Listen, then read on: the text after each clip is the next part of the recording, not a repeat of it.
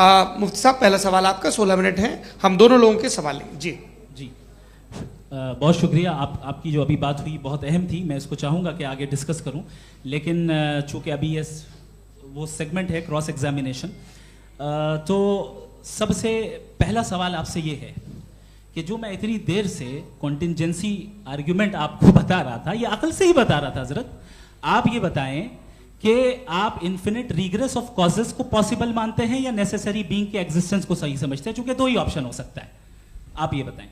देखिए, आपको मैं ईमानदारी से बात करूं, एक तो मैं कॉन्टिजेंसी वर्ड ठीक से समझता नहीं, और इस वक्त भी जो आपने अंग्रेजी के अल्फाज इस्तेमाल किए वो ज़रा थोड़े से मुझे डिफ़िकल्ट और कॉम्प्लिकेटेड लगे, तो आप ज़रा सिंपल ज़बान में सवाल कर सकते हैं? बिल्कुल कर सकता हूँ जी।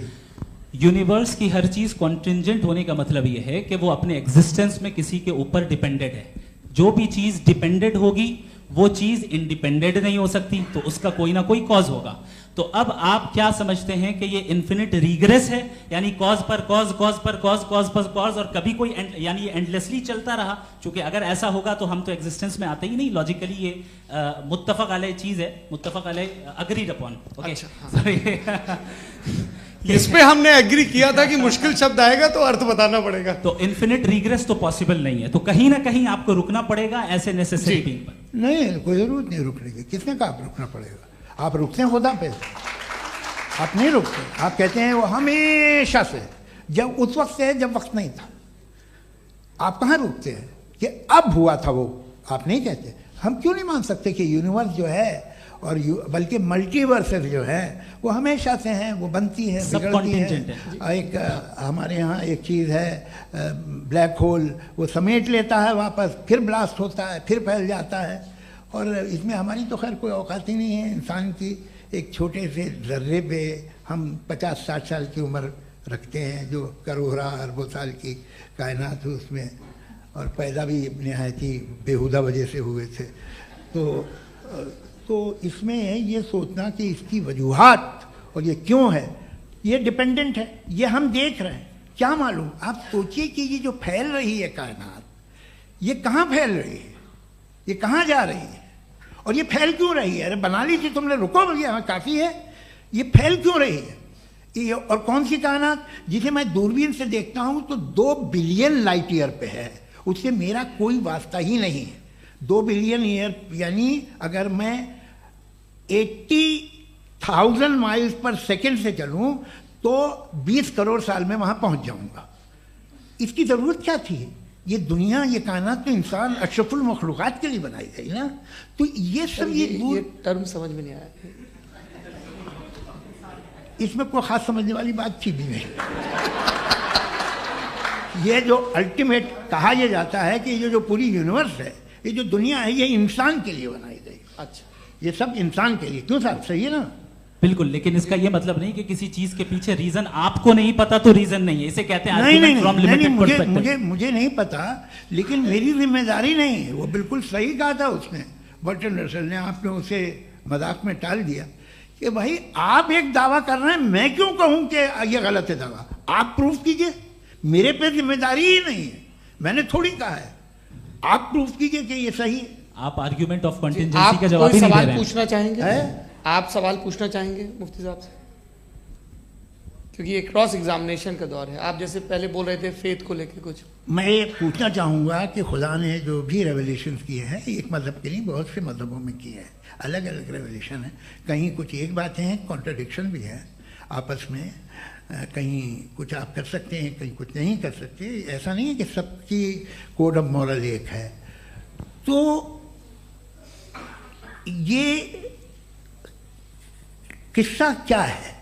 अब आप ये देखिए कि मुझे कभी कभी लगता है कि जो फुटबॉल फाइनल होता है, लाखों लोग होते हैं, फिर वो टीवी कवर कर करोड़ों लोग, अगर उसमें खुदा की एक बूमिंग आवाज़ आ जाती, मैं गॉड हूँ, तो सारे लोग अभी सुन लेते और टीवी पे भी सुन लेते, किस्सा खत्म होता। ये इतनी राजदारी क्या है कि तुम सामने कुछ तो सबूत दे दो हमें सॉलिड। ये कह साहब ये यूनिवर्स कैसे बनी, इससे मसला क्या हल होगा? मैं पूछूंगा आपसे खुदा कैसे बना? क्यों नहीं पूछूंगा कैसे बना?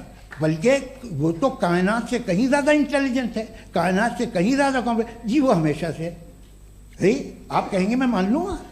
अच्छा दोयम, वो कादिर मुतलक, यानी कादिर मुतलक का मतलब ओमनीपोटेंट, वो जो चाहे कर सकता है। आपको नौकरी दिलवा सकता है, आपकी अच्छी जगह शादी करवा सकता है, आपके पड़ोसी का मुकदमा हरवा सकता है, आपको जिता सकता है, सब काम करता है। थोड़ा सा माइक क्लोज जी। वो इस दुनिया को चला कैसे रहा है, ये दुनिया कैसे चल रही है, आपको इस पर हैरत नहीं होती?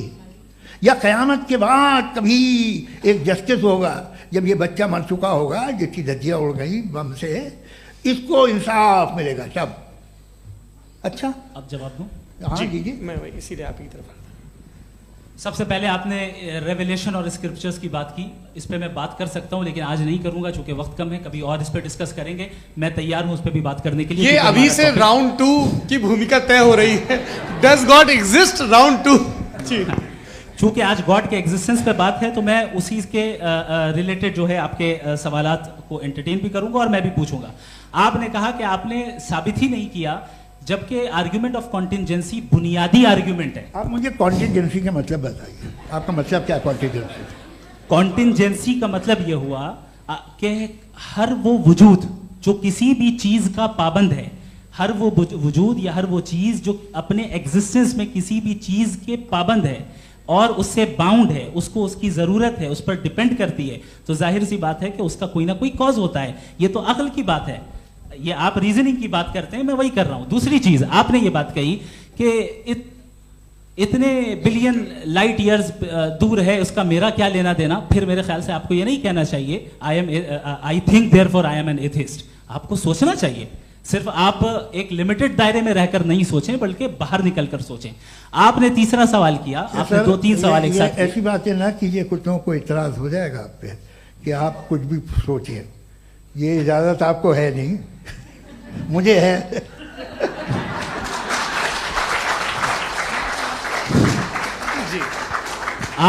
आपने प्रॉब्लम ऑफ इविल के ताल्लुक से सवाल किया और बार बार आप एक लफ्ज रिपीट कर रहे हैं कि ओमनीपोटेंट गॉड है, ऑल पावरफुल गॉड है। यही तो दरअसल समझना है कि गॉड का कॉन्सेप्ट क्या है। प्रॉब्लम ऑफ इविल जो है, प्रॉब्लम ऑफ इविल दर हकीकत 2 असम्पशंस पर कायम है। अगर आप इन 2 असम्पशंस को समझ जाएं तो ये प्रॉब्लम नहीं रहेगी, आर्ग्यूमेंट आपको समझ में आ जाएगी कि ये कोलैप्स कर जाता है। पॉइंट नंबर 1, यानी जो आपका सबसे पहला फॉल्स असम्पशन है कि गॉड मर्सीफुल है, ओमनीपोटेंट है, दुनिया में जुल्म हो रहा है। लेकिन आपको यह समझना चाहिए कि हमारे वर्ल्ड व्यू के मुताबिक गॉड सिर्फ ओमनीपोटेंट और सिर्फ मर्सीफुल नहीं है, बल्कि वो ऑल वाइज भी है और वो ऑल नोइंग भी है। उसके हर काम के पीछे हिकमत और विजडम है। ये कोई जरूरी नहीं है कि वो हिकमत और विजडम आपको समझ में आए या मुझे समझ में आए। अगर आप जो समझ रहे हैं उसके मुताबिक आप फैसला कर रहे हैं, ये लिमिटेड पर्सपेक्टिव से आर्ग्यूमेंट है। और इस चीज को हम अपनी दुनिया में, अपने लाइफ में, डेली लाइफ में इस प्रिंसिपल को एक्सेप्ट करते हैं। हम जब किसी डॉक्टर के पास जाते हैं, डॉक्टर के पास जाकर वो अगर उसने हमें कोई दवाई दी है तो हम ये तो नहीं कहते कि जब तक आपके पास जितना नॉलेज और जितना विजडम नहीं है, आपने क्यों ये दवाई दी है, तब तक हम इस चीज को एक्सेप्ट नहीं करेंगे। नहीं कहते, हम उसकी अथॉरिटी को तस्लीम करते हैं। क्यों? क्योंकि उसकी हम जानते हैं कि वो नॉलेजेबल है, वो विजडम वाला है, हमसे ज्यादा नॉलेज और हमसे ज्यादा विजडम है। बताएं सर। नहीं, डॉक्टर में और खुदा में बड़ा डिफरेंस है। डॉक्टर पढ़ा लिखा होता है एक, तो मैं उसकी बात सुनूंगा। दोयम ये नहीं, कुछ जवाब तो ये भी नहीं है सर। आप प्लीज, ये आ आप जाइए, अगर चलिए। सब ऑडियंस से बोलने लगेंगे तो हाँ। फिर मतलब नहीं सिविलाइज्ड बहस का। मतलब आप ये कहें कि चूंकि आप डॉक्टर पे बिलीव करते हैं इसलिए खुदा पे बिलीव किए, क्या ये मिसाल आपको समझाने के लिए। आर्ग्यूमेंट है, इस पे आपको एतराज नहीं है। तो सिंपल बात ये है कि मैं अगर ये यकीन कर लूँ कि एक ओमनीपोटेंट, उसकी मसलहत है, ये जो बच्चे मर रहे हैं ये मसलहत है उसकी, मुझे नहीं चाहिए इसकी मसलहत। उसकी मसलहत नहीं, यही तो समझना है। मतलब एक्सपीरियंस। अच्छा, इस आपने अभी मेरी बात पूरी सुनी नहीं। मैंने कहा आपका पूरा आर्ग्यूमेंट 2 फॉल्स असम्पशंस पर है। एक फॉल्स असम्पशन मैंने बता दिया, दूसरा फॉल्स असम्पशन ये है कि इस दुनिया में इविल के होने का कोई गुड रीजन नहीं है, जबकि हमारे पास बाज रीजंस मौजूद हैं, हमारे पास बाज वजूहात मौजूद हैं। अगर इस दुनिया में इविल ना हो तो आप गुड को डिफाइन कैसे करेंगे? अगर जुल्म ना हो आप इंसाफ को समझेंगे कैसे? अगर तारीकी ना हो तो आप लाइट को समझेंगे कैसे? बहुत अच्छे। अभी और सुन लें, अभी और बाकी है। ये तो बात बहुत पसंद आई साहब मुझे कि जब तक रेप ना हो तब तक औरतों की इज्जत का ख्याल आपने मेरा जवाब पूरा सुना ही नहीं। जब तक के बच्चों का कत्ल ना किया जाए तब तक आपको बच्चों की मासूमियत की इज्जत। आपने पूरा जवाब सुना ही नहीं। क्या बात है, क्या आपने नुक्ता निकाला हुआ? आपने पूरा जवाब सुना ही नहीं। आप सुन लें, मेरी बात सुन लें।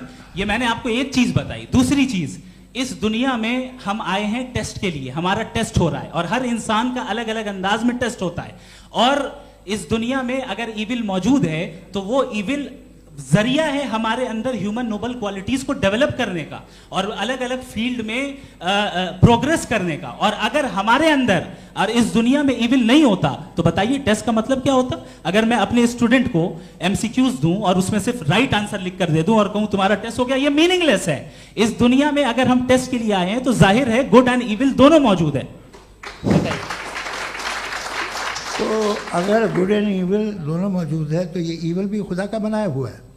जी हाँ, खुदा का बनाया हुआ है। लेकिन अच्छा, चलो अच्छी बात। जी बिल्कुल, तो बिल्कुल खुदा ने बनाया। अभी तो ये है कि जो मेजॉरिटी है दुनिया में वो इविल है, तो ये खुदा एक्चुअली इविल के साइड पे लग रहा है मुझे।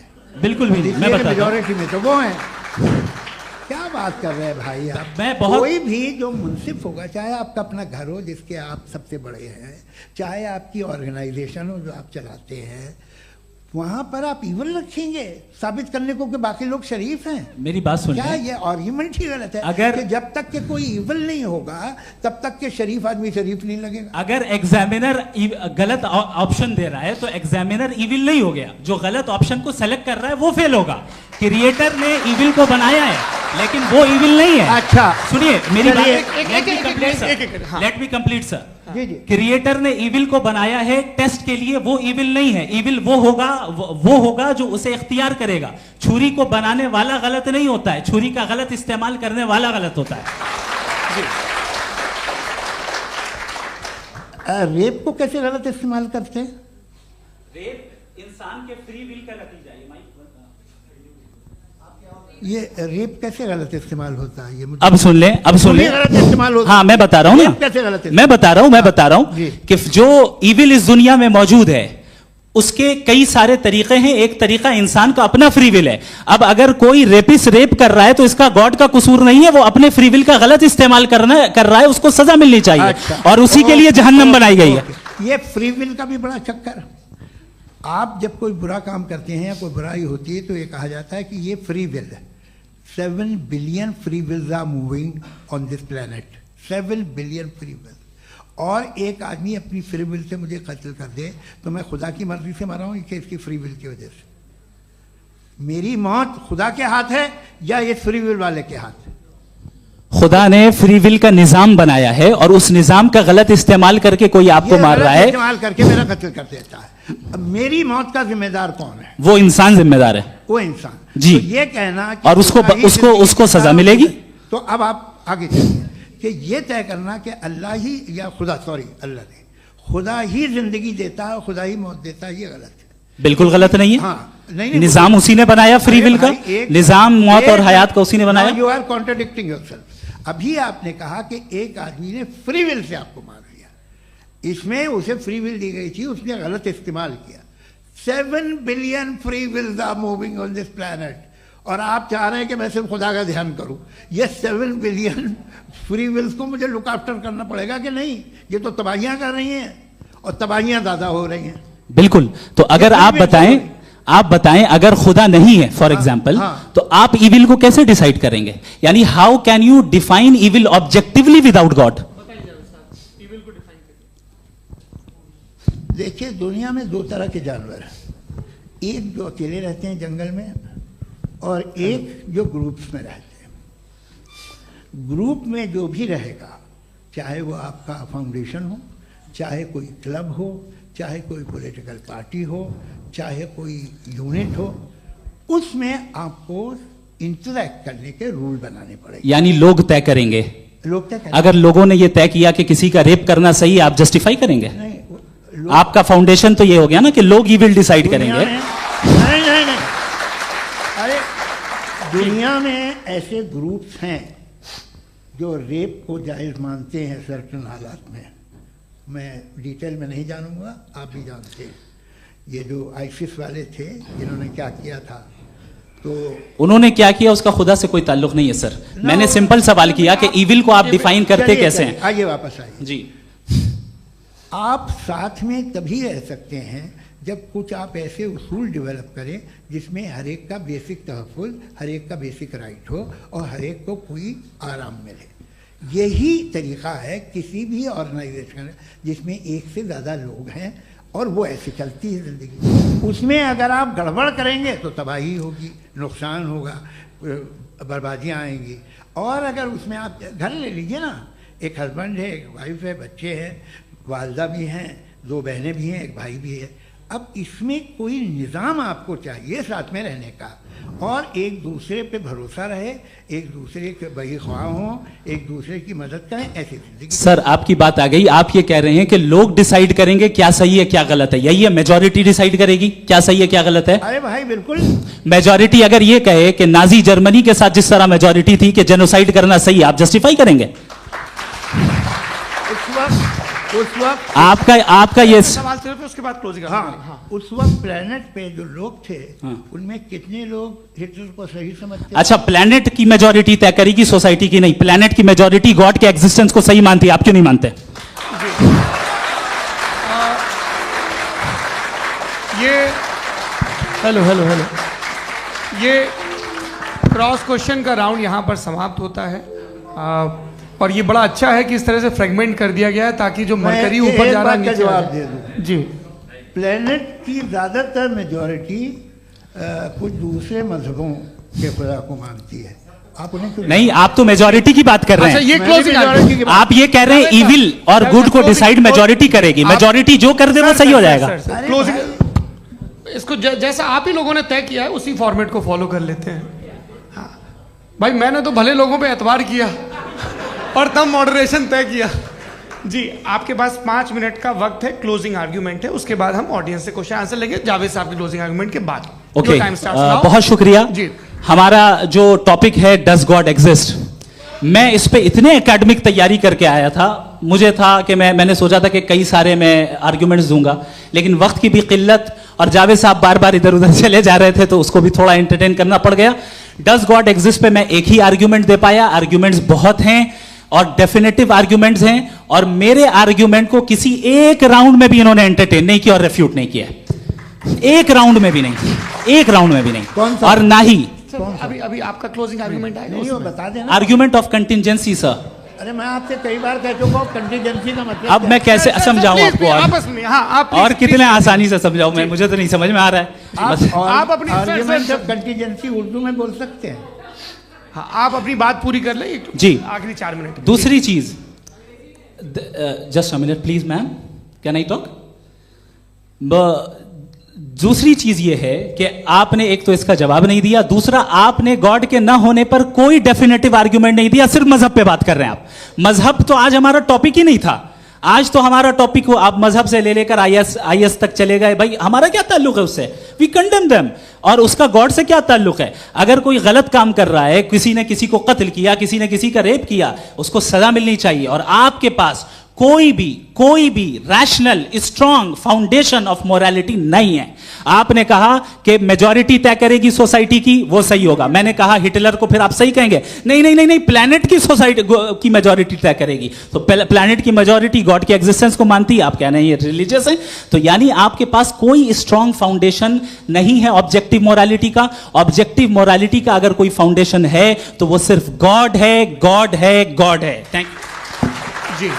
ये मुफ्ती शमाइल नदवी साहब का क्लोजिंग आर्ग्यूमेंट था। अब हमारे पास जी जी ये बड़ा अच्छा है कि दोनों लोगों को मॉडरेटर से शिकायत भी और बोल रहे भाई हमारी शाबाशी भी तो करते चलो। अब मेरी बात जी, आपके पास जावेद अख्तर साहब 5 मिनट का वक्त है, ये आपका क्लोजिंग आर्ग्यूमेंट है, टाइम रीसेट कर दें जी। देखिए, बहुत सारी बातें हैं। गॉड का डेफिनेशन दुनिया के किसी भी रिलीजन में है कि वो ओमनीपोटेंट है, ओमनीप्रेजेंट है, he is just, he is kind, he loves you and so on. मैं जब दुनिया देखता हूँ तो मुझे कोई ऐसा सुप्रीम पावर यहाँ दिखाई नहीं देती है जो इंसान की बहबूदी के लिए कुछ कर रही हो, कमज़ोर को बचा रही हो, मदद कर रही हो, जालिम को पीछे हटा रही हो। मैं नहीं देखा, तारीख़ में नहीं। एक तो अगर है और ये देख रहा है तमाशा, तो उसका होना न होना बराबर है। दोयम ये कि ये जो है, जब आप ये कहते हैं कि कायनात जिसकी कंटीजेंसी ये है, मैं देखिए वो लफ्ज़ इस्तेमाल किया मैं, तो ये कैसे हो सकती है भाई? और फौरन आप सरेंडर कर देते हैं कि जाहिर है कि इसका बनाने वाला तो इससे 10,000 गुना ज़्यादा कॉम्प्लिकेटेड होगा, उस पर आपके होने पे कोई इतराज़ नहीं है। उसे वो टाइमलेस है, वो पहले से था, टाइम तो बहुत बाद में आया, ये सब आप मानने को तैयार है, जिसका आपके पास कोई सबूत नहीं, आपके पास कोई रीज़न नहीं है। आपकी तारीख क्या है मजहबों की, बिलीफ की, जो खुदाओं का बिलीफ है, ये कॉन्स्टेंटली गलत साबित होता रहा है। मतलब आप कहें कि अरिस्टोटल के ज़माने में तो सब जाहिल थे, वो भी इतने ही यकीन से खुदा पे यकीन रखते थे, जो अब नहीं रहा, ये भी नहीं रहेगा, आप लिख लीजिए। और इसके आसार आपको दुनिया में दिखाई देना शुरू हो चुके हैं। ये बहस क्या आज से 100 साल पहले इस तरह हो सकती थी? यहाँ तक तो आपको हम ले आए हैं। तो सर अरे इनको मदद की ज़रूरत नहीं भाई, ये सेल्फ सफिशिएंट आदमी है, आप क्यों इनकी मदद कर रहे हैं? Sir please. तो ये जो है तमाम बातें अपनी जगह हैं, ये एक पैकेज है। आप अकेले, कोई आदमी ऐसा नहीं जो सिर्फ गॉड को मानता हो, उसके साथ बहुत पैराफर्नेलिया आता है, अलग अलग पैराफर्नेलिया आते हैं। They have always created chaos in the society. मैं तो आपको सीधा ऑफर देता हूँ कि दुनिया में 10 इम्पॉर्टेंट बिलीव्स हैं, आप एक मानते हैं, 9 नहीं मानते, 9 में आप एथीस्ट हैं, 9 को आप बिल्कुल रीजनेबली मेरी तरह देखते हैं। तो 90 मजहबी आदमी भी 90% एथीस्ट है, वो दूसरे खुदा नहीं मानता, एक खुदा मानता है अपना वाला, बाकियों को कहता है गलत है। अगर आप मानना ही बंद कर दे तो आपका 10% चांस है कि आप सही हैं और 90% चांस है कि आप गलत हैं। मेरा मशवरा है, आप मानना छोड़ दिए तो 50% चांस होगा कि आप सही हैं और 50% चांस होगा, 40% आप गेन करेंगे बाय बिकमिंग एन एथीस्ट।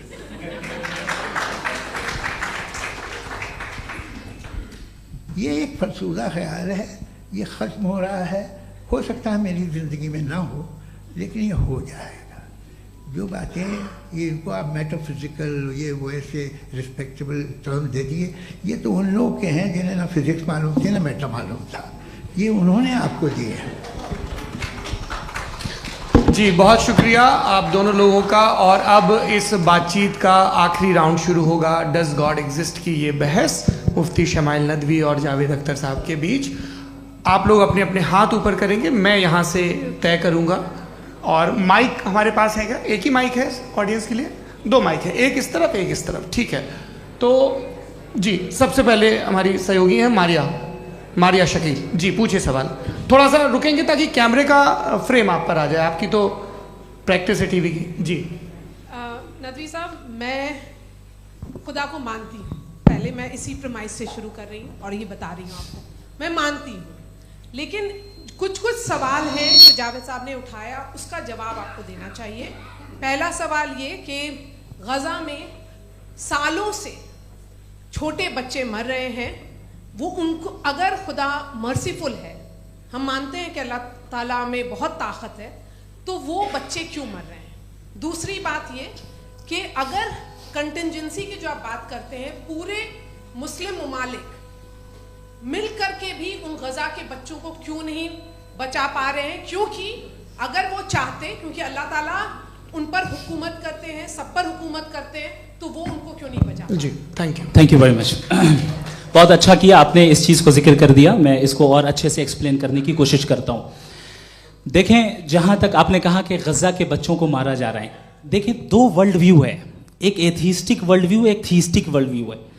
बच्चे मर रहे हैं दोनों वर्ल्ड व्यू में, लेकिन हमारा वर्ल्ड व्यू कह रहा है कि रिकॉम्पेंस है, ये कह रहे हैं कि उनका मरना बेकार जाने वाला है, कोई उसका रिकॉम्पेंस नहीं है, चूंकि इनके यहाँ आखिरत और अल्लाह का कोई तसव्वुर या गॉड का कोई तसव्वुर नहीं है। आपने ये सवाल किया कि गॉड मर्सीफुल है, क्यों नहीं रोकता? ये मैंने बताया कि ये मिसकंसेप्शन है लोगों के दरमियान कि गॉड को सिर्फ मर्सीफुल और ओमनीपोटेंट समझते हैं। गॉड के सिर्फ यही 2 एट्रीब्यूट्स नहीं हैं, गॉड के कई सारे एट्रीब्यूट्स हैं, उनमें से अल हकीम भी है, उनमें से ऑल वाइज भी है, ऑल नोइंग भी है। लिहाजा अगर इस दुनिया में किसी को तकलीफ आ रही है और गॉड उसको नहीं रोक रहा है, वो इसलिए नहीं रोक रहा है चूंकि इंसानों को फ्री विल दिया गया है।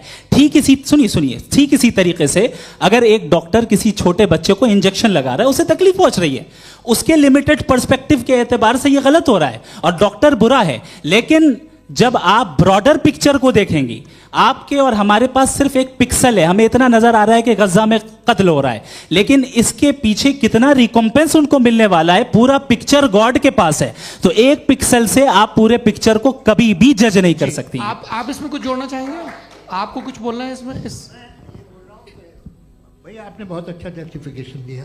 या आप वो जो वहाँ के प्राइम मिनिस्टर इजराइल के उन्हें भेजिए, वो बहुत खुश होंगे। आप जस्टिफिकेशन दे देना कि अगर गॉड नहीं है तो बच्चे क्यों मर रहे हैं, आप बताएं। वो ये सवाल पूछ रहे हैं कि अगर आप ईश्वर का अस्तित्व नहीं मानते हैं तो उन बच्चों की मौत को आप कैसे इंटरप्रेट करते हैं? भाई ये दुनिया जो है, जो ताकतवर लोग होते हैं वो एक नाइंसाफी करते हैं। तो ये अच्छा काम है आपके नजदीक, तो नेचर नाइंसाफी पे मबनी है। अरे मेरे भाई, आप नेचर की कहाँ बात कर रहे हैं, तो इंसान की बात जी, कर। तो फिर जब मैं इंसान की बात कर रहा था, आप नेचर की बात करने लग क्रॉस गए। एग्जामिनेशन नहीं। हाँ, अब आप मुझे बोलने नहीं देंगे तो अलग बात है, आप बोलिए, मुझे कोई जल्दी नहीं। जी नहीं, ये क्रॉस एग्जामिनेशन है। मुझे बोल तो लेने दीजिए। जी बोलिए। क्या बात ये है कि ह्यूमन सोसाइटी तभी साथ में रह सकती है जब वो मोहब्बत से, एकता से, एक दूसरे के एहतराम करके रहे। इसके अलावा पॉसिबल नहीं है, अकेले तो इंसान रह नहीं सकता। वहाँ पर कुछ लोग हैं जो फाउल करते हैं। वो फाउल हम हमेशा से तारीख में होता आया है। आज ये हो रहा है, जो हो रहा है बहुत बुरा हो रहा है, बहुत जालिमाना है, बहुत जाबराना है। उसको आप कहें कि ये बच्चों को कॉम्पनसेशन मिल जाएगा या इसकी इंजेक्शन है, इंजेक्शन तो हेल्थ के लिए दिया जाता है। आप ये कह रहे हैं कि ये बच्चों की जो धज्जियां उड़ रही हैं ये इंजेक्शन है, ये टेस्ट है, ये टेस्ट है और उस टेस्ट में उनको ऐसा रिकॉम्पेंस मिलेगा जो आपके तस्वुर के बाहर है। ये आप 3 बरस के बच्चे को बारूद से उड़ा के टेस्ट ले रहे हैं। वाह, वो नहीं ले रहा है, खुदा नहीं उड़ा रहा है, इजराइल उड़ा रहा है। जी, ये तो उसको कंडेम करें। अगला सवाल लेते हैं प्रोफेसर पुरुषोत्तम अग्रवाल। मुफ्ती साहब, एक निवेदन आपसे है कि कम से कम थोड़ा सा माइक क्लोज एक रिलीजियस और फिलॉसफिकल कर मैं प्लीज। एक रिलीजियस और फिलोसॉफिकल ट्रेडिशन है जो ब्रह्मांड को यानी यूनिवर्स को ही अंतिम मानती है। सर्वम खलु इदम ब्रह्मम, this is Chandogya Upanishad and it completely rules out the existence और नेसेसिटी, आपके शब्दों में necessity of a creator. The creation itself is the creator. तो एक मिनट प्लीज। दूसरा जो सवाल आपने अभी, जो आप बार बार कह रहे हैं कि भगवान विद्वान भी है, वाइज, सब जानने वाला, तो अगर विजडम में दुनिया भर के पापों और अत्याचारों को बर्दाश्त करना शामिल है, तो फिर इसका मतलब ये हुआ कि अगर मैं फ्री विल से उसको अपोज करता हूं तो ईश्वर की विजडम और मेरी फ्री विल में कॉन्ट्राडिक्शन है। Because when I am opposing whatever is happening in Gaza, then I am opposing the God's will और गॉड्स विजडम। जवाब लेते हैं तो गॉड की विजडम में, एक मिनट सर प्लीज सर, ये एक जुमला, गॉड की विजडम है कि गाजा में जो कुछ हो रहा है वो हो रहा है, मैं उसको अपोज कर रहा हूं, तो मैं गॉड की विजडम के खिलाफ जा रहा हूं। एक सवाल। दूसरा ये नहीं, आपने 2 ऑलरेडी। सर आप और सवाल कर लें, लेकिन मुझे 2 जवाब दे। पहले आपने ये कहा, सुनिए मेरी बात सुनिए। इजराइल के गॉड के मुताबिक तुम्हारा ठीक हो रहा है ना? नहीं हो रहा है, ठीक नहीं हो रहा है। मैं बता रहा हूँ क्या हो रहा है, आप तशरीफ रखिए, मैं बता रहा हूँ क्या हो रहा है। Late me complete please. एक सेकंड गाइस, एक सेकंड। ये देखिए, ऐसा है कि ये सब बड़ा आपस में विचार विमर्श के बाद ये तय हुआ था कि कुछ नियम बना लिए जाएं ताकि एक टाइम बाउंड बातचीत चले। और भाई साहब, आप बड़ा जरूरी काम कर रहे हैं लेकिन कैमरे के फ्रेम में आके उस काम को गड़बड़ कर दे रहे हैं। ठीक है गुरु, अब मेरे को कहीं का गुस्सा कहीं निकालना था, सॉरी। नहीं, कोई गुस्सा नहीं है जी। तो प्रोफेसर ने सवाल पूछे, आप उनके जवाब दें, और थोड़ा ये सब लोग थोड़ा ख्याल रखें भाई, सवाल संक्षिप्त रखें जी। आपने 2 सवाल किया। सबसे पहला ये कहा कि हमारे पास ये कॉन्सेप्ट है कि ये यूनिवर्स खुद नेसेसरी बीइंग है, creation itself is the creator. How irrational is this कि मैं एग्जिस्ट करूंगा बाद में, लेकिन अभी एग्जिस्ट कर भी रहा हूं, यानी एक ही टाइम में एग्जिस्ट भी कर रहे हैं, नहीं भी कर रहे हैं। This is not true. दूसरी चीज आपने कहा कि अगर इजराइल में, सॉरी माफ कीजिएगा, Israel doesn't exist, occupied Palestine में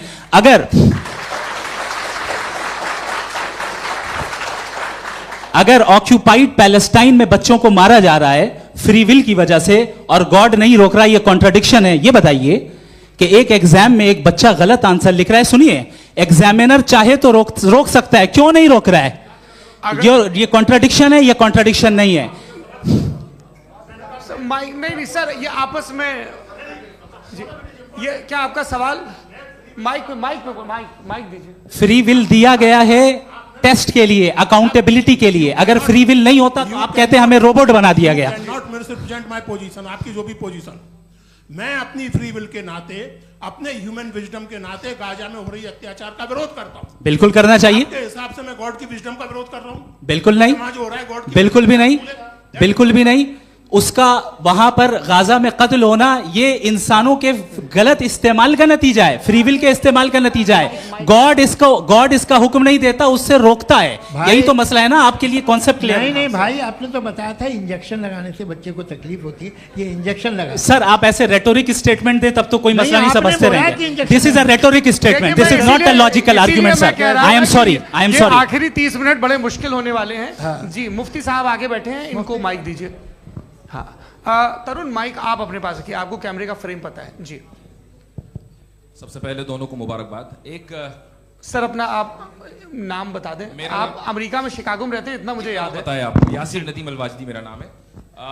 जावेद सर आपसे क्वेश्चन है इन्फिनिट रिग्रेस के ताल्लुक से। एक हाइपोथेटिकल सिनेरियो है, मसलन अगर आप सर माइक थोड़ा सा प्लीज क्लोज रखिए जी।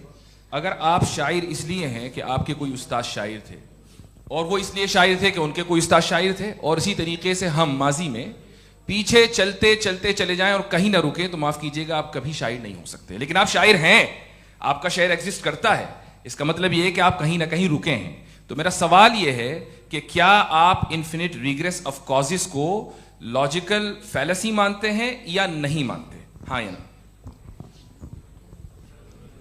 मैं इन्हें लॉजिकल फैलेसी नहीं मानता हूँ, लेकिन मेरा प्रॉब्लम यह है कि जब मैं नहीं मानता हूँ तो I will continue with this logic जो फैलेसी नहीं हो।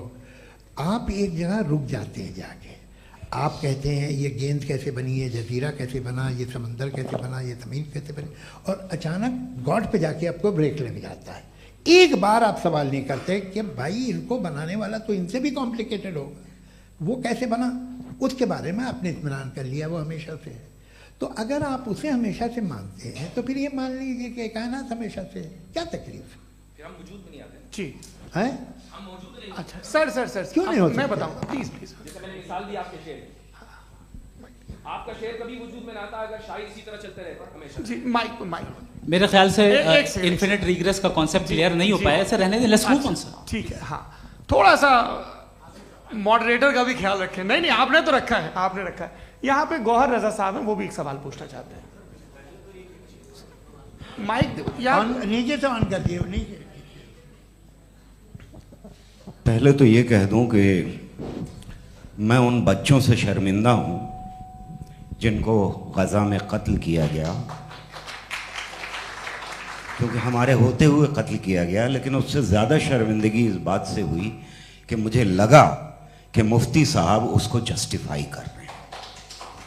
बिल्कुल भी नहीं, आप बहुत ही गलत। मुझे लगा मैं गलत हो सकता हूं, बिल्कुल गलत। मैं सवाल पूछ रहा हूं, सवाल मैं सवाल पूछ रहा हूं।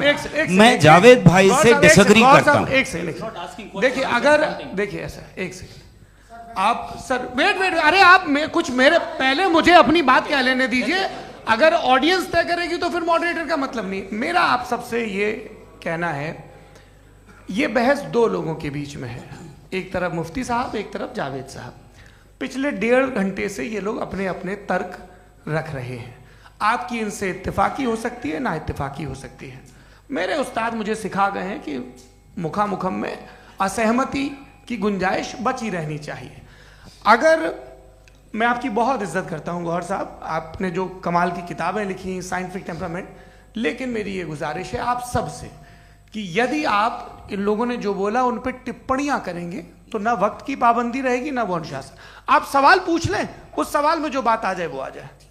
मैं जावेद साहब से डिसएग्री करता हूं, इसलिए जावेद साहब से सवाल पूछ रहा हूं। आपका सवाल जावेद अख्तर साहब से। और सवाल यह है मेरा कि जावेद साहब ने कई बार लॉजिक का इस्तेमाल किया कि साइंस में लॉजिक है और रिलीजन में लॉजिक नहीं है। मेरा ख्याल यह है कि रिलीजन में भी लॉजिक है, लेकिन उस लॉजिक की बेसिस ये है कि आप रुक जाते हैं, जिसका जिक्र जावेद साहब ने बार बार किया, यानी खुदा के तसव्वुर पे आते हुए, गॉड के तसव्वुर पे आते हुए रुक जाते हैं।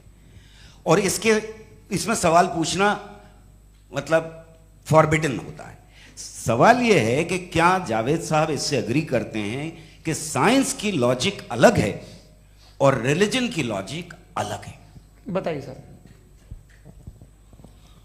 देखिए, तीन चीज़ें हैं। साइंस है, एक है मंतिक है, इस्तिदलाल है, और एक जो है कुछ भी नहीं है, फेथ है, अकीदा है। मैं अकीदे की लॉजिक का कायल नहीं हूँ। मुझे आप इस्तिदलाल से, लॉजिक से, रीज़न से समझाइए, मैं मानने को तैयार हूँ, मेरा क्या नुकसान होगा। लेकिन ये कि अकीदे पे मैं नहीं जा सकता हूँ। अकीदे का मतलब है कि तुम ये मान लो, सवाल ना करो, ये नहीं। आप सारी बातें करके, बड़ी साइंटिफिक बातें करके एक जगह जाके खुदा के हुदूद पे रुक जाते हैं, सरेंडर कर देते हैं। मैं सरेंडर करने को तैयार नहीं। That's all. जी, ये आगे सर बैठे हुए हैं, इनको माइक दीजिए। भाई वो आप पूछना चाह रहे थे ना भाई? हाँ, नहीं मैं ये, थैंक यू जी। आपका नाम? आसिम इफ्तिखार। आसिम जी, पूछिए। सर, जावेद सर से सवाल है कि आपने अपने माइक थोड़ा करीब है। अपने क्लोजिंग स्टेटमेंट में ये बात कही थी कि मज़हब का जो फ्यूचर है वो ज़्यादा दिन नहीं जाने वाला है, लेकिन मैं देख पा रहा हूँ कि जो ऑक्सफोर्ड यूनिवर्सिटी की एक स्टडी है 2011 में हुई है, जिसके 50 एकेडमिशियंस ने इसको अंजाम दिया था, उसमें वो ये कहते हैं कि जो फेथ इन गॉड है वो इनबिल्ट है ह्यूमन नेचर के अंदर, जिसको हम कहते हैं फितरत के अंदर शामिल है वो।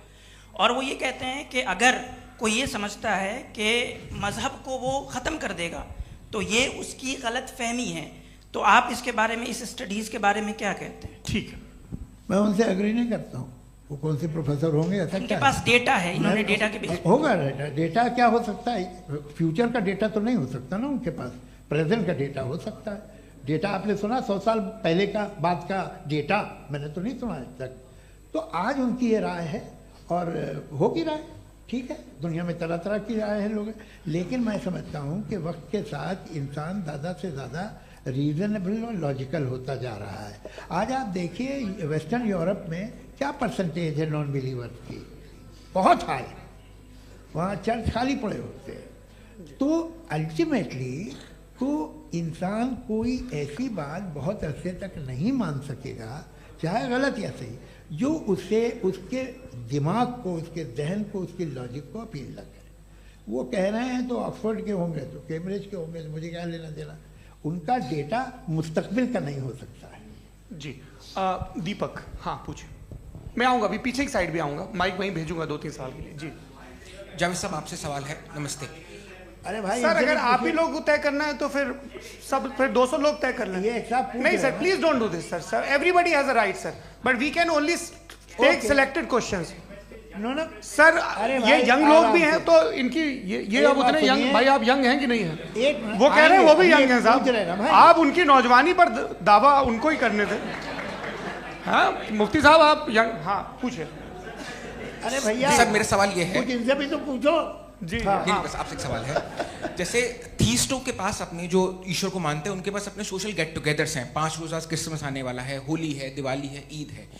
एथिस्ट क्या ऑफर कर रहे हैं? मतलब मैं इनकी दुकान से बोलूं, मैं आना चाहता हूं उस तरफ, पर मैं अट्रैक्ट नहीं हो पा रहा हूं। मैं सोशल गेट टुगेदर्स क्या है आपके पास? वो ये कह रहे हैं कि जो धार्मिक लोग हैं, अलग अलग धर्म के लोग, उनके उत्सव त्योहार, कॉन्ग्रेगेशन बहुत हैं। अब आपको मैं एक सुनाता हूँ, यहाँ हिस्टोरियन भी बैठे हैं। मृदुला जी, आप बताइएगा सही है क्या? ये एक कॉन्स्टेंटाइन, एक ग्रीक रोमन बादशाह था, जो क्रिश्चियनिटी आने के 400 साल बाद उसने डिसाइड किया कि मैं क्रिश्चियन हो जाऊंगा, मेरी पूरी स्टेट कैंसिल हो जाएगी। उस ज़माने में ऐसे ही होता था, राजा जो धर्म इख्तियार करता था वो जनता भी कर लेती थी, इसलिए कि वो हो गया था बैंकरप्ट। और उसे जो मेडिटेरियन कोस्ट के रिच क्रिश्चियन वो थे मर्चेंट, उससे पैसा चाहिए था। तो उसने कहा यार क्रिश्चियन हो जाओ। तो उसने अपने वजीर से कहा कि भाई ये हिस्ट्री है कि अब हम लोग क्रिश्चियन हो जाते हैं। पहले सर हो जाएंगे, कोई प्रॉब्लम नहीं है, लेकिन एक प्रॉब्लम ये है कि 17 दिसंबर से 25 दिसंबर तक जो पेगन फेस्टिवल होता, जो पेगन स्टेवल जो फेस्टिवल होता है वो बंद हो जाएगा, इसलिए कि हम क्रिश्चियन हो गए तो होगा नहीं। तो वो बच्चों को बहुत बुरा लगेगा, पब्लिक को बहुत इंजॉय करते हैं, खासतौर से 25 को मेन डे। तो कहना हाँ ये तो सही कह रहे हो, ये जीसस क्राइस्ट की पैदाइश कब थी? कहते साहब वो अप्रैल में थी। नहीं, कट करो, वो 25 दिसंबर को है। ये हकीकत है जी। और 400 साल बाद क्रिश्चियनिटी के अप्रैल से दिसंबर ले आए, और इसलिए कि यहाँ पेगन फेस्टिवल होता था। अब मनाते हैं आप आराम से। ये जो सारे फेस्टिवल हैं ये रिलीजन से, हर एक को एक इंटरटेनमेंट डिपार्टमेंट चाहिए होता है अपनी कंपनी चलाने के लिए। तो ये रिलीजन ने, ये सेकुलर त्योहार थे जिन्हें रिलीजन्स ने ले लिया है। ये मौसम के थे, फसलों के थे, किसानों के थे, उसको आपने लेके रिलीजियस रंग दे दिया। ये कोई रिलीजन से थोड़ी आए आप। अच्छा हमें देखिए, हम तो मुल्द हैं, हम ईद मनाते हैं, हम दिवाली मनाते हैं, हम होली मनाते हैं, हम क्रिसमस मनाते हैं। बम्बई की फिल्म इंडस्ट्री की सबसे बड़ी होली हमारे घर में, सबसे बड़ी ईद हमारे घर में। वो हमारी सोशल वो है, हमारा हेरिटेज है। ऐसा थोड़ी है कि we will throw the baby along with the water. ये तो अच्छी चीज़ है, इन्हें रखो, जो बेकार है फेंक दो। जी हाँ, हेलो जी, मेरा सवाल नादवी जी से है। जैसा कि आपने बोला कि गॉड टाइम के भी परे हैं, और गॉड इतनी कॉम्प्लेक्स चीज़ है कि उसे ह्यूमन माइंड समझ नहीं सकता, और गॉड ने अर्थ पे फ्री विल भी दे दी है। तो आप अपना वक्त ज़ाया क्यों कर रहे हैं गॉड के बारे में बात करके? अपन को तो बात करनी चाहिए कि सोसाइटी को बेहतर कैसे करें। जी, मैं गॉड वही बताता है सोसाइटी को कैसे बेहतर करें। अभी मैं आपका जवाब देता हूँ। आपने कहा कि टाइम पे वो एग्जिस्ट नहीं करता, सो मेरा सवाल ये है कि जैसा आपने बोला कि गॉड बहुत ही कॉम्प्लेक्स चीज है। मैंने कहा ही नहीं कि कॉम्प्लेक्स है, तो आपके अल्फाज हैं। कॉम्प्लेक्स का लफ्ज गॉड के लिए सुइटेबल नहीं है। क्यों? क्योंकि कॉम्प्लेक्स वो चीजें होती हैं जो ऑब्जेक्ट हो। God is not an object जिसको आप इंस्ट्रूमेंट के जरिए लेबोरेटरी में जाके टेस्ट करें, oh it's very complex. No, वो कोई कार का इंजन नहीं है। वो फिलोसॉफिकली नेसेसरी बीइंग ऐसी बीइंग है जो सिंपल बीइंग है। हाँ, आप उसको मुकम्मल तौर पे उसकी तमाम हिकमतों को जान ले और हर चीज को जान ले, ये पॉसिबल नहीं है, क्योंकि वो ऑल वाइज है, आप ऑल वाइज नहीं है, और वो खुदा है, वो आपको सारी चीजें बता दे, ये जरूरी नहीं। मेरा सवाल ये नहीं था, मेरा सवाल ये था कि जब गॉड इतना परे है इस दुनिया से कि उसने अर्थ पे फ्री विल भी दी है, हम सब ह्यूमंस की फ्री विल है, और जो सोसाइटी में हो रहा है वो अपन लोग डिसाइड करेंगे। तो अपन लोग डिसाइड नहीं करेंगे ना, अपन लोग डिसाइड नहीं करेंगे। गॉड जो है, गॉड ने वो उसकी जात, उसकी एग्जिस्टेंस टाइम एंड स्पेस से परे है, लेकिन वो हमारा टेस्ट ले रहा है, और उसी गॉड ने हमें बताया कि तुम्हें क्या करना है क्या नहीं करना है। तो जाहिर है उस गॉड की बात सुनेंगे ना। जी, वो पीछे एक चश्मा लगाए जो मैम खड़ी हैं, उनको दीजिए। हाँ, आप जी जी बिल्कुल आएंगे। देखिए मैं कोशिश कर रहा हूँ सब तरफ जाने की। हाँ, उनको दीजिए माइक। जी, हेलो सर, मैं ओमनी प्रेजेंट नहीं हूँ, टाइम पाबंद हूँ, और जहां तक कोशिश कर सकता हूँ करूंगा। जी, अपना नाम बताइए। मेरा नाम उर्सुला है, मैं दिल्ली यूनिवर्सिटी की एक स्टूडेंट हूँ, और मैं स्टूडेंट फेडरेशन ऑफ इंडिया से हूँ। मेरा सवाल मुफ्ती जी से है कि इस हॉल के इस कमरे में बैठ के हम लोग रेप की मोरालिटी के बारे में फिलोसफिकली बात तो कर सकते हैं, बट असलियत ये है कि रोजमर्रा की जिंदगी में औरतें रेप के थ्रू गुजरती हैं, और हम लोग सिर्फ नंबर्स पे इस तरह नहीं देख सकते, क्योंकि कितनी औरतें हैं इन कंट्रीज में जहाँ पे आप बता रहे हैं कि केसेस कम हैं, जिनका एक्सेस है कि वो जाके केस फाइल कर सकें। कितनी औरतें हैं जो जिनको काम करने की आज़ादी है उन कंट्रीज में। यूरोप में ये आज़ादी आ गई, यूरोप में ये रूल्स आ गए, तो हम आज उसके बारे में बात कर पा रहे हैं। जी, जवाब। आपने ये कहा कि कमरे में बंद होकर हम लोग इस पर फिलोसफिकली बात कर सकते हैं, लेकिन हकीकत में क्या हो रहा है, वो ग्राउंड लेवल पे क्या हो रहा है, जो बहुत गलत हो रहा है, और वो सफ़र कर रही हैं। आई एग्री, बहुत गलत हो रहा है, और जो गलत हो रहा है उसको हमें रोकना है। और क्यों रोकना है, वो गलत क्यों है? हमारे पास इसका ऑब्जेक्टिव फाउंडेशन है, इनके पास उसका ऑब्जेक्टिव फाउंडेशन नहीं है। मैं ये कहना चाह रहा हूं कि जहां पे भी जुल्म हो रहा है, जहां पे भी औरत पे जुल्म हो रहा है, या उसकी इज्जत लूटी जा रही है, या उसे तकलीफ पहुंचाई जा रही है, और सिर्फ औरत नहीं, किसी इंसान के ऊपर भी जुल्म हो रहा है, तो उसके खिलाफ खड़ा होना, ये मॉरलिटी हमारे पास गॉड के पास से आई है। वरना जावेद साहब तो कह रहे हैं कि जो है मेजॉरिटी डिसाइड करेगी, तो मेजॉरिटी तो कभी भी बदल सकती है। क्या आप ये थोड़ी सी आपको गलतफहमी है। मैं अगर मेरे जुमले से ये मदनत निकला या मैंने कहा तो ये जुमला मैं वापस लेता हूँ, ये मेरा मतलब ही नहीं था कि मेजॉरिटी डिसाइड करेगी। मेजॉरिटी डिसाइड करे तो दुनिया में बड़ी वैसे आपने कहा था ये जुमला, अच्छा हो मैं मान रहा हूँ, बाद में रिकैप कर लेंगे। अरे एक सेकंड मैं अपनी एक्सप्लेनेशन दे रहा हूँ। मुनासिब बात यह है कि हम सब के सब दिल में जानते हैं कि क्या अच्छा है क्या बुरा है, हमें पता है अच्छी तरह से। जो लोग बुरे काम करते हैं उन्हें भी मालूम अच्छा क्या है। यही तो सवाल था हजरत कि फिर ये मोरालिटी आई कहाँ से? क्रॉस एग्जामिनेशन, हाँ जी हाँ। मोरालिटी साथ रहने की डिजायर से आई, यानी साथ रहकर जो कुछ कह दे जो कुछ कर दे वो हो जाएगा? नहीं नहीं, तो आप कायदे से रह ही कर सकते हैं जब तक लोगों में मोरालिटी हो, वरना क्यास हो जाएगा। ये आपको कैसे पता? जी हमने देखा ना, जहाँ मोरालिटी का क्यास हो गया, हम देखते हैं। कहाँ पे देखते भाई दुनिया में आप जो कह रहे हैं, आप कहीं पे अगर गलत हो रहा है तो उसको आप गलत देखिए। आप एपिस्टेमोलॉजी की बात कर रहे हैं, मैं ऑन्टोलॉजी की बात कर रहा हूं। मैं इस बहस फाउंडेशन क्या है? आप दोनों लोगों को चाय पे होस्ट करूंगा, वहां पे क्रॉस एग्जामिनेशन कर लीजिएगा। अभी ऑडियंस का हक मार रहे हैं आप लोग भाई, सर जस्ट लोग हैं आप लोग। और ये भाई ये हाँ उधर आएंगे, जी सर आएंगे। अच्छा सर मेरा नाम लईकुर रहमान है और मैं अलीगढ़ मुस्लिम यूनिवर्सिटी का स्टूडेंट हूँ।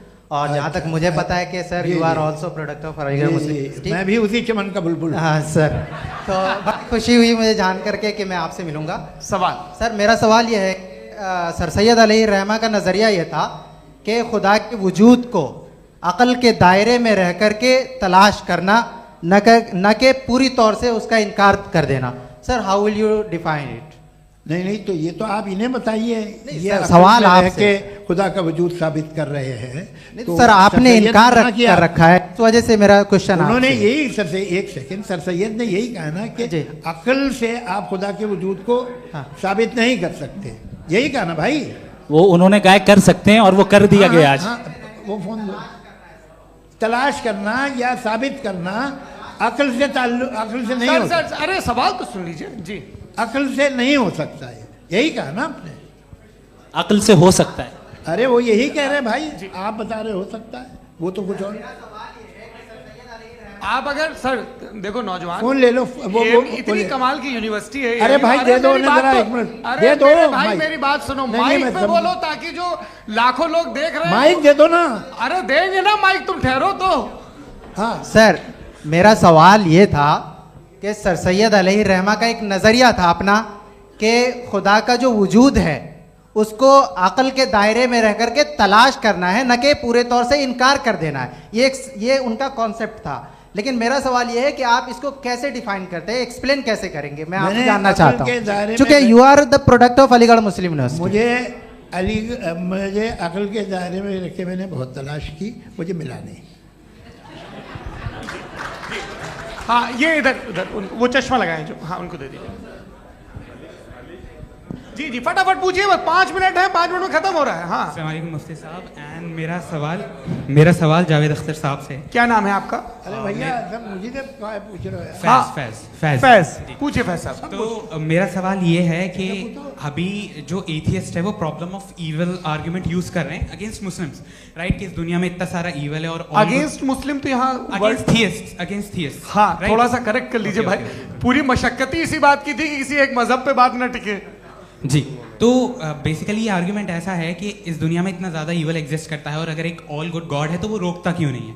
लेकिन इस सवाल में एक हिडन अजम्पशन ये है कि इस दुनिया में ईवल एग्जिस्ट करता है। अब एथियस्ट ये कैसे ऑन्टोलॉजिकली प्रूव कर सकते हैं कि इस दुनिया में ईवल एग्जिस्ट करता है? मैं आपको बताता हूँ, थोड़ा सा समझा। नहीं सर हम लोग इनको सुनिए। नहीं please don't do that. I want to explain ontologically. नहीं हम समझ गए सर, इनको अब जवाब देने दीजिए। अच्छा सवाल पूछ लो। मैं अभी तक क्या था वो मैं थोड़ा सा ऐड ऑन कर लेता हूँ। तुम गुरु, तो हम जब इसका राउंड 13 करेंगे ना तब तुमको स्टेज पे बिठाएंगे। जी तो हाँ जल्दी से। तो देखिए एथियज्म के हिसाब से सब कुछ रैंडमली बन गया है, सब कुछ एटम्स और मॉलिक्यूल्स है। एक पत्थर में और मुझ में सिर्फ इतना फर्क है कि हम लोग एटम्स और मॉलिक्यूल्स का अलग अलग रीअरेंजमेंट है। अब एक पत्थर को कोई इंसान तलवार से 2 टुकड़ों में काट दे या मुझे, according to atheism it is same. There is no evil and good according to atheism. जी अच्छा फैज साहब का सवाल ये है कि हाँ कोशिश भी करते तो इससे गलत सवाल नहीं कर पाते। एक लाइफ फॉर्म है और लाइफ फॉर्म में फीलिंग्स हैं, मतलब लाइफ फॉर्म सुनता है, देखता है, टेस्ट कर सकता है, फील कर सकता है, तो उसकी जो ये जो क्वालिटी इस बबल में आ गई हैं वो जानवर में भी है, इंसान में भी है, तो जाहिर है कि उसे कोई तकलीफ पहुंचेगी, तो चूंकि उसके पास वो सेंसिटिविटी है तो मैं करेगा, पत्थर में वो सेंसिटिविटी नहीं है। तो ये क्या सवाल हुआ कि अगर पत्थर को काटा तो पत्थर को तकलीफ नहीं होती, तो आपको काटे तो आपको क्यों तकलीफ हो? बैठ जाइए जी। हाँ, अगला सवाल।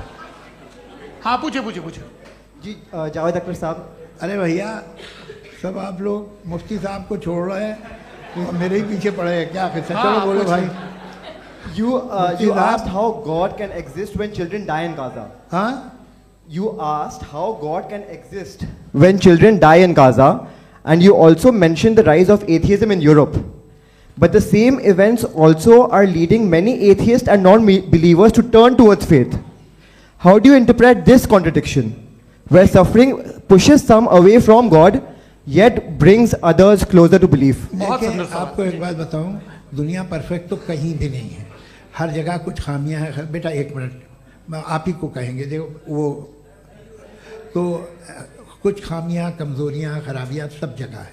लेकिन अगर देखोगे ईमानदारी से कि दुनिया सबसे ज़्यादा महज़ब कहाँ है, एक आम शहरी को कहाँ हुकूक हासिल हैं, वो बोल सकता है, अपनी मर्ज़ी से काम कर सकता है, अपनी मर्ज़ी से राय दे सकता है, हुकूमत के ख़िलाफ़ बोल सकता है, बरसरे इक़्तिदार लोगों के बारे में बोल सकता है, सरमायादारों के ख़िलाफ़ बोल सकता है। तो आपको ये स्कैंडिनेवियन कंट्रीज़ में मिलेगा, वेस्टर्न यूरोप में मिलेगा। मैं नहीं कह रहा वो परफेक्ट है, बिल्कुल नहीं, वहाँ बहुत ख़राबियाँ भी हैं, परफेक्ट तो कोई। लेकिन जिन जिन मुल्कों में, लैटिन अमेरिका देखो, गल्फ देखो, वहाँ पर आपको ये ज़रूर है कि रेप नहीं होते होंगे। रेप की ज़रूरत क्या है भाई? उसको तो ख़रीद लो, घर में रखो, सड़क पर रेप करने की क्या ज़रूरत है? मगर सुनिए सुनिए सुनिए, मगर हकीकत ये है कि वहाँ शख्सी आज़ादी राय देने की, बोलने की नहीं है। जी, ये एक आखिरी सवाल मुफ्ती साहब से। हाँ मैम, इनको माइक दीजिए। शुक्रिया। मेरा नाम मनीषा है, मैं हरियाणा से आई हूँ। मैं मुफ्ती साहब से एक बात पूछना चाहती हूँ। आप बार बार जावेद साहब को कॉन्ट्राडिक्ट तो कर रहे हैं कि आपने ये कहा, लेकिन आप भी अजम्पशंस के बेसिस पे बात कर रहे हैं। आपने खुदा के होने का कौन सा प्रूफ पेश किया है, खुदा की एग्जिस्टेंस का? अब इस सवाल को अलग रहने दीजिए, कौन एथीस्ट है कौन नहीं है। और दूसरी बात जो आपने एक छोटी सी कही थी कि ये फ्री विल का इस्तेमाल करता है इंसान अपनी, लेकिन इस फ्री विल का इस्तेमाल में मतलब खुदा ने ये दे दी सबको ये इजाज़त कि वो कितना घिनौनापन और कितने ज़्यादा ख़राब से ख़राब तरीके इस्तेमाल कर सकते हैं। जवाब सुनते जी। आप फ्री विल को मानती है ना, या अब कहती है कि फ्री विल नहीं है ना? मानती है ना? तो अब आपके पास इसका कोई एक्सप्लेनेशन नहीं है कि अगर एक इंसान उस फ्री विल का इस्तेमाल करके गलत काम कर रहा है और बच के अच्छी ज़िंदगी गुजार के निकल जा रहा है, उसका कोई रिकम्पेंस नहीं है। हमारे वर्ल्ड व्यू में जो इंसान गलत काम कर रहा है उसको भी रिकम्पेंस यानी उसका बुरा बदला मिलना है, और जो सही काम कर रहा है उसको सही बदला मिलना है। लिहाजा जो फ्री विल है वो इस तरीके से है कि एक लिमिटेड टाइम तक खुदा ने मोहलत दी है। ऐसा नहीं कि छूट दे दी, जो करना है करते रहो हमेशा। वक्त आएगा जब एग्जाम का टाइम खत्म होगा तब रिजल्ट आएगा, दौराने एग्जाम जबरदस्ती आपको नहीं बताया जाएगा। अरे भाई एक सेकंड जी, सवाल मुफ्ती साहब से मेरा, मुफ्ती साहब से जी। हाँ हाँ हाँ, मैम रुक जाइए, आपसे फोन, आप इसके बाद आपसे यही रहेंगे वो। हाँ बोलिए। मैं मुफ्ती साहब एक ही सवाल करता हूँ कि अगर जो हो रहा है फ्री विल से हो रहा है और एक दिन बरोज़ क़यामत इंसाफ होगा मैशर में वगैरह वगैरह, तो दुआ क्यों मांगते हैं लोग? दुआ मांगते हैं इसके मतलब है अभी भी उसने ये डिपार्टमेंट रखा है कि मैं रोज़मर्रा की ज़िंदगी में बिल्कुल बिल्कुल ही कैन। तो तुम कैन हो, तुम मुझे नौकरी दिला देते हो, मेरे बेटे को ग्रीन कार्ड दिला देते हो, और 45,000 बच्चे मरते हो, उन्हें रोकते नहीं हो। नहीं तो क्या आप ये कह रहे हैं कि इस दुनिया में जालिमों को कभी पकड़ ही नहीं होती है? अरे जो भी पकड़ होगी वो बच्चे रोते हैं। बिल्कुल, देखें मैंने अपने ओपनिंग स्टेटमेंट में यही कहा था कि जनाब जावेद साहब सिर्फ इमोशनल आर्गुमेंट देंगे। This is an emotional argument. ये छोटे मोटे इसके पीछे का रीजन मैंने बताया क्या है, इसके पीछे का विजडम क्या है मैंने बताया। मंच से आप लोगों को सज्जनों इसलिए कह रहा हूं ताकि थोड़ा सा आपके कॉन्शियंस पे जोर रहे कि आपको ऑर्डर बचा के रखना है। वक्त तय हुआ था, ये वक्त पूरा हुआ, आपने इतने धैर्यपूर्वक सुना, मैं आप सबका बहुत बहुत शुक्रगुजार हूं। यदि इन दोनों विद्वानों की इच्छा होगी तो कभी हम इस बातचीत का राउंड 2 राउंड 3, यही तो देखिए खूबी है इंसान की कि बहस मुबाहसे में वो पड़ा रहता है। आप लोगों ने बड़े धैर्य का परिचय दिया, बहुत बहुत शुक्रिया। इसी के साथ ये बातचीत यहाँ पे आप लोग को होती है। मैं एक बात बता दूं, ये सारी बहस हो गई, अब मुफ्ती साहब और बड़े मुफ्ती साहब इन साथ के साथ में खाना खाने वाला हूँ।